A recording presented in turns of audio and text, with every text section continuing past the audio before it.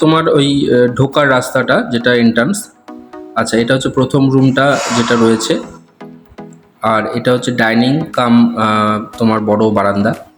আর এটা হচ্ছে পায়খানা বাথরুম দেখতেই পাচ্ছ। আর এটা হচ্ছে কলতলা। হুম।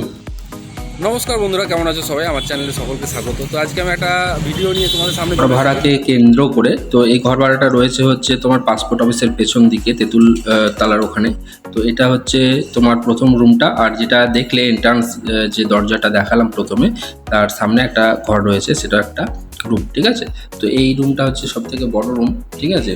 তো এই রুমটার সামনেখানে এটা একটা বড় ডাইনিং কাম বড় একটা ঘর, মানে তুমি এখানে ঘর হিসাবে একটা মানে চৌকি বা এরকম পেতে রাখতে পারো। তার ঠিক সামনেখানে এসেই বাঁদিকে রয়েছে টয়লেটটা। ঠিক আছে। পায়খানা বাথরুমটা দেখতে পাচ্ছ, খুব সুন্দর করে টাইলস দেওয়া আছে। হুম।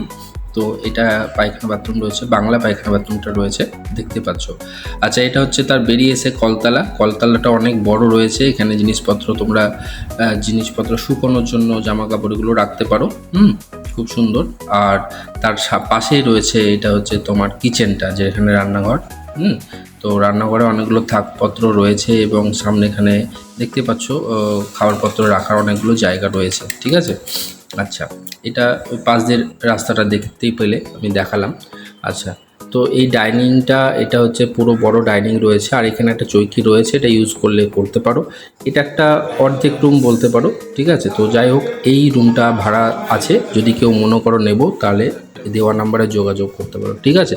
তো আজকের জন্য এখানেই ভিডিওটা শেষ করছি। পরের ভিডিওতে আবার দেখা হবে। ধন্যবাদ ভিডিওটিকে দেখার জন্য। Thank you.